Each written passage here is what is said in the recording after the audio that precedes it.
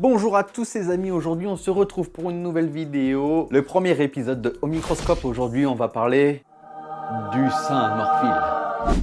Alors qu'est-ce que le morphile? Tout le monde en parle quand vous essayez d'aiguiser, c'est le but ultime. C'est ce que vous allez devoir rechercher, mais pourquoi? Pourquoi avoir besoin de rechercher un morphile quand on aiguise un couteau? Je vais essayer de vous expliquer de la manière la plus claire possible à quoi sert ce fameux morphile et l'intérêt qu'il porte dans l'aiguisage. Aujourd'hui encore un énième épisode pour que l'aiguisage n'est plus secret pour vous. C'est parti!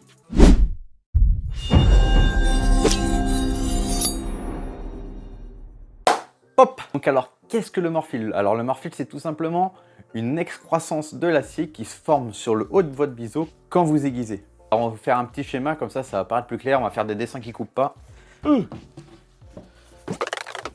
Hop! Ah, tu vois bien là? Alors le morphile, c'est quoi? Donc ici, vous avez les moutures de votre couteau, peu importe qu'elles soient plates, pas plates, omoplate ou quoi que ce soit. Ici, vous avez votre biseau secondaire. C'est cette partie qu'on aiguise. Et alors, le morphile, il va se créer ici, au bout vraiment de votre biseau. Et vu que vous allez passer votre pierre, en fait, l'acier que vous allez arracher d'ici va se déposer ici, au bout de votre tranchant. Si vous avez un tranchant un peu arrondi, vous allez avoir tout l'acier qui se trouve ici qui va remonter sur votre biseau et former une espèce de petit bourrelet que l'on peut sentir avec le pouce. Alors suivant le grain que vous utilisez, évidemment, plus vous utilisez un grain grossier, plus ce morphile sera gros. Et quelle est l'utilité de ce morphile? C'est de vous indiquer si vous avez bien travaillé, à quel stade vous êtes sur votre tranchant. Par exemple, je vais le faire en plus grand. Hop. Un grand couteau, un grand biseau. On imagine que votre biseau il est complètement foutu. Donc vous allez passer votre pierre ici. Et en fait ici il n'y aura pas de création de morphile. Vous serez remonté sur votre tranchant comme ceci. Mais il n'y aura pas encore assez de morphile parce que l'aplomb de votre biseau est encore trop épais. Il va falloir passer votre pierre de l'autre côté, dans l'autre sens d'aiguisage, pour revenir dans le centre de votre tranchant. Et ainsi pouvoir créer un morphile. C'est vraiment de la partie affûtage, c'est-à-dire que vous allez devoir recréer un tranchant, c'est-à-dire à partir du moment où votre biseau il est carré, vous n'avez plus de tranchant, là vous allez devoir recréer un tranchant, si possible dans l'axe du dos de votre lame, c'est-à-dire que votre lame est comme ça, si possible vous allez le faire dans l'axe de votre lame. Donc il y a plusieurs techniques pour cela, c'est-à-dire de compter le nombre de passes que l'on fait à droite et à gauche, c'est-à-dire que vous allez faire 10 passes d'un côté, il va falloir faire 10 passes de l'autre, 10 passes d'un côté, 10 passes de l'autre, jusqu'à temps que vous tombiez sur l'axe de votre biseau. Vous pouvez aussi compter le temps, etc. Enfin bref, il y a plein de techniques. Il faut vraiment trouver celle qui vous est adaptée. À ce moment-là aussi que vous pouvez passer votre tranchant en 70-30 pour les connaisseurs. Mais bon, là, on commence à toucher dans de l'optimisation de tranchant. On n'est pas là pour parler pour ça. Aujourd'hui, on est là vraiment pour étudier ce que c'est le morphile. Donc comme je vous l'ai dit, le morphile va se créer à partir du moment où vous avez atteint le pic, l'apex aussi qu'on appelle, de votre biseau. C'est un très bon indicateur puisqu'il va nous permettre de savoir si on a bien travaillé sur notre tranchant, être sûr qu'on n'a pas trop d'épaisseur sur notre biseau et ainsi avoir la certitude de la progression de notre travail. Alors, comment voir sur votre lame ce morphile? Alors, il y a plusieurs techniques. Je vais vous donner un petit conseil, c'est-à-dire un petit tips. Je vous conseille d'avoir une lumière qui est en face de vous, 1 mètre ou 2 devant, c'est-à-dire si vous êtes sur votre table à manger, vous essayez d'avoir votre lumière devant, puisqu'en fait, la lumière va permettre de refléter sur votre biseau, là où vous avez votre morphile, c'est-à-dire vous allez tenir votre couteau comme ceci, vous allez le bouger et vous allez voir que suivant la lumière, ça va refléter sur le bout de morphile qui s'est dégagé de votre lame. Aujourd'hui, pour vous faire la démonstration, on va utiliser un Spyderco qui a besoin d'un petit coup de jeune. Alors, le tranchant est plutôt en bonne santé, donc on va avoir besoin de faire très peu de passes. C'est l'avantage d'aiguiser ces lames souvent, c'est qu'en fait, on n'a pas besoin de faire un travail interminable. Le principe restera le même, il faudra passer votre lame sur votre pierre aiguisée jusqu'à temps que vous voyez le morphile sur la totalité de votre tranchant. Alors, je vous montre. Pierre diamantée, grain 400. On me demande souvent des conseils pour les grains diamantés. Si vous êtes intéressé pour avoir ce genre de pierre, on va essayer d'en mettre sur le site, mais il faut savoir si ça vous intéresse, mettez-le en commentaire. S'il commence à y avoir du monde, je mettrai cette pierre directement en vente sur le site plutôt que vous envoyer un lien à côté. Donc c'est parti. Alors, on mouille un peu de notre pierre. Il n'y a pas besoin d'imprégner la pierre d'eau, c'est juste vraiment pour la glisse, pour que ça soit plus fluide et puis que ça permette de faire une boue à côté. Si vous ne le faites pas, ça va faire de la poussière, ça vole un peu et en plus de ça, ça a tendance à s'aimanter sur votre lame et faire des trucs vraiment très moches. Donc je vous conseille de mouiller votre pierre même diamantée. Ça permet vraiment une bonne lubrification et en plus de ça, ça évite que la limaille se colle sur votre lame. Alors, on part de la pointe ou du talon, peu importe comment vous le souhaitez. Là, vraiment, on va juste parler du Morphle, on va pas parler de la technique d'aiguisage. Donc on se lance 1, 2, 3, 4 et 5. Vous pouvez monter à plus, évidemment, hein. Mais là, au moins, je regarde où j'en suis. Alors là, je vois avec la lumière ici que j'ai mon Morphle qui est apparu, vous voyez. Alors là, c'est brillant, on le voit très bien. Ici, ça manque un peu. Donc là, eh ben, on va continuer de travailler pour avoir le Morphle sur vraiment la totalité de notre lame. On recompte 1, 2, 3, 4 et 5. On regarde de l'autre côté, être sûr que l'on ait bien notre biseau, c'est-à-dire qu'on ait le même brillant sur toute la lame, c'est savoir si on a bien travaillé. Et donc là, on regarde, le Morphle ici, mais pas au bout, on va continuer. 4 et 5. Alors voilà, là, on a un beau Morphle sur toute la longueur de notre lame.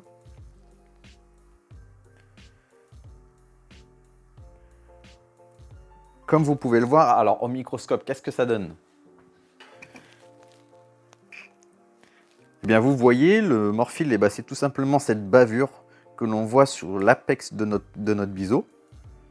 Ce qui indique qu'on a l'apex de notre tranchant, c'est-à-dire le tranchant le plus fin possible, c'est-à-dire que tellement fin que l'acier commence à se déformer.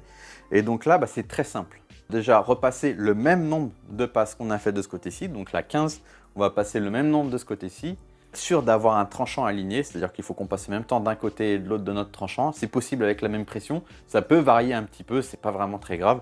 Donc là, de ce côté-là, on voit qu'il n'y a pas du tout de Morphle, c'est logique puisqu'il est de ce côté-là, c'est-à-dire quand je passe la lame de ce côté-ci, le Morphle va se former de ce côté-ci, c'est-à-dire sur la lame qui est de côté vers nous. Et là, si je retourne la lame, et ben, le Morphle va se former côté opposé de la pierre, c'est évident. Alors là, il est important de faire attention, puisque dès que vous allez passer 2 ou 3 coups, vu que le Morphle est déjà bien présent de l'autre côté, vous allez le rabattre sur le haut de votre biseau. Vous allez dire, c'est bon, j'ai bien travaillé, je vois le Morphle sur toute la longueur, mais en fait, c'est juste que vous avez le surplomb de Morphle qui est passé de l'autre côté. Il est important de passer le même temps d'un côté et de l'autre de votre tranchant, puisque sinon, vous allez déformer votre biseau, vous allez avoir un biseau en 70-30 ou 80-20, peu importe. Alors, on va faire un autre dessin qui coupe pas, toujours. Alors ici, on a l'axe de notre lame. Nous avons les moutures de notre lame. On va partir sur une mouture droite. Hop. Un tranchant en 70-30, en fait, ça veut dire qu'il a un biseau qui est plus long que l'autre de 70%. C'est-à-dire ici, on aurait un très grand biseau, par exemple, et ici, on aurait un tout petit biseau. Alors, c'est pas évident, hein, je suis désolé, je ne me suis pas amélioré en dessin. Alors, en général, sur ce genre de lame, c'est beaucoup des lames de boucher parce que ils aiguisent d'un côté et après ils démorphilent juste de l'autre. Et vu qu'en fait, ils passent moins de temps d'un côté du biseau que de l'autre, et ben, ils ont un biseau qui est moins important, c'est normal, on enlève moins d'acier d'un côté que de l'autre. Ça a un avantage particulier, c'est que ce genre de biseaux sont adaptés pour les coupes, par exemple, en droitier et en gaucher, c'est-à-dire 70% du côté droit, c'est pour les droitiers, 70% du côté gauche, c'est pour les gauchers. Et en fait, ça permet une pénétration de la lame qui a tendance à rester un peu à l'intérieur de l'aliment. Alors, c'est un peu complexe, mais je pense que vous voyez très bien de quoi je veux parler. Alors là, du coup, on a dit on passe 15 passes de l'autre côté pour avoir un tranchant symétrique. C'est parti. 2, 3, 4, 5, 6, 7, 8, 9, 10, 11, 12, 13, 14, 15. Alors là, on a passé le même nombre de passes d'un côté et de l'autre, c'est-à-dire qu'à partir de ce moment-là, on ne doit plus sortir le Morphle du côté précédent. Donc là, on passe le doigt dans ce sens-là, on ne sent plus du tout le Morphle. Par contre, on doit avoir un Morphle présent de l'autre côté, c'est évident. Et là, on voit bien qu'il y a tout notre Morphle qui est apparu de l'autre côté. Alors, suivant votre geste, des fois, il faudra repasser un peu sur la pointe, c'est pas un drame. Quand je vous disais, c'est quelque chose que l'on sent en doigt, et vous allez pouvoir même l'entendre, écoutez.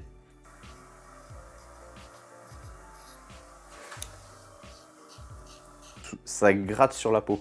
Et donc là, on a un biseau qui est bien formé, mais avec du Morphle au bout. C'est-à-dire que si on l'essaye sur du papier, on va avoir des accros, ça va pas bien couper. Donc là, on est en grain 400, je vous le rappelle.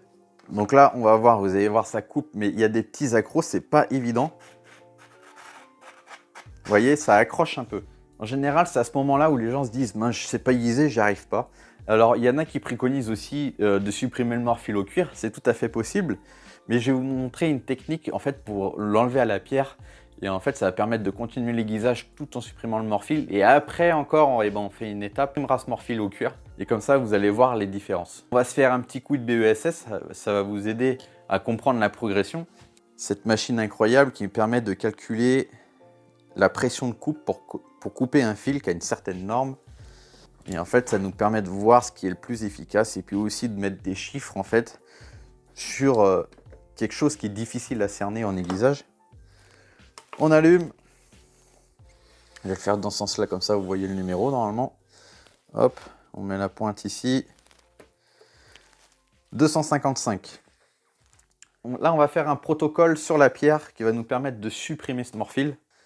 C'est-à-dire que pour la suppression de morphile à la pierre, il faut le passer, le balader d'un côté, de l'autre, d'un côté et de l'autre jusqu'à temps qu'il s'arrache. Donc si vous doutez bien qu'il faut le balader d'un côté et de l'autre, c'est-à-dire qu'il faut faire un certain nombre de passes d'un côté, puis de l'autre, puis de l'autre, puis de l'autre, et ainsi de suite jusqu'à temps que le morphile se décroche par lui-même.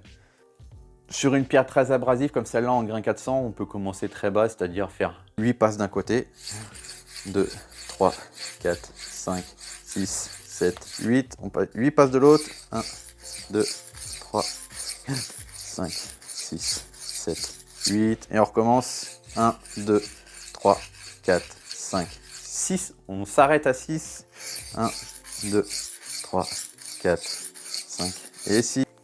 1, 2, 3, 4. 1, 2, 3, 4. 1 et 2. 1 et 2. 1, 1, 1. 1.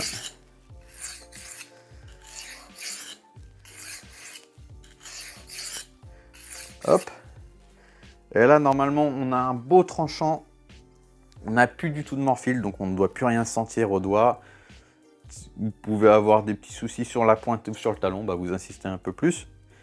Donc on ne doit plus rien sentir, on ne doit plus voir le morphile à la lumière. Le biseau doit être parfaitement formé. Et là, on peut tester à la coupe et normalement, on a un meilleur rendu, une meilleure glisse de la lame dans le papier. Vous voyez la différence entre tout à l'heure où ça accrochait un peu? Alors, on est sur un grain 400 évidemment, mais c'est le genre de résultat que vous devez absolument obtenir à ce grain-là. Donc là, on va faire le test au BESS. Suivant les aciers que vous allez avoir, vous n'allez pas forcément enlever tout le morphile. Du premier coup à la pierre, il va falloir monter en grain pour permettre la suppression de ce morphile. On va refaire un petit test là au grain 400, voir si on a gagné en coupe.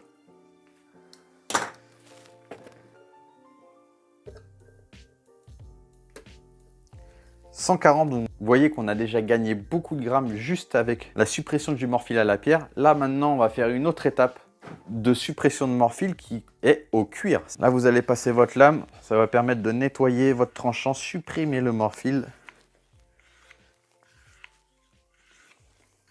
En très très grande partie, il y a peu de chances qu'il vous reste encore un gros morphile dessus.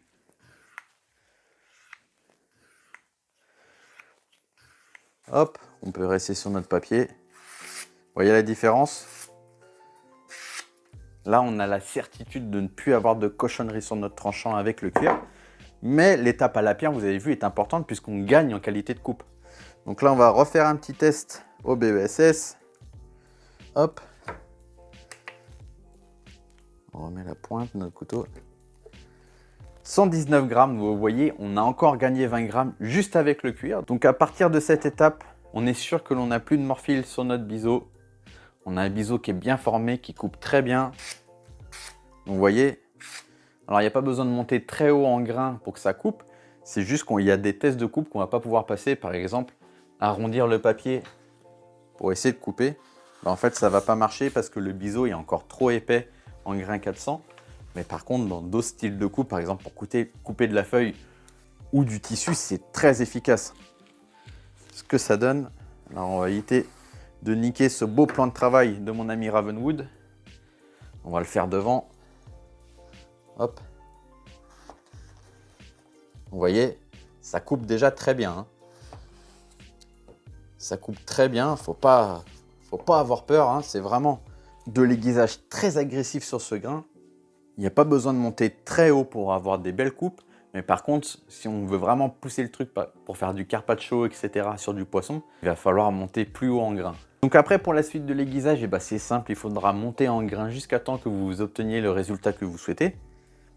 Il faudra toujours partir du même principe, c'est-à-dire qu'on travaille sur la totalité de notre tranchant. Alors à partir du grain 400, on va commencer à avoir des différences au niveau du polissage, au grain 1000 et par la suite.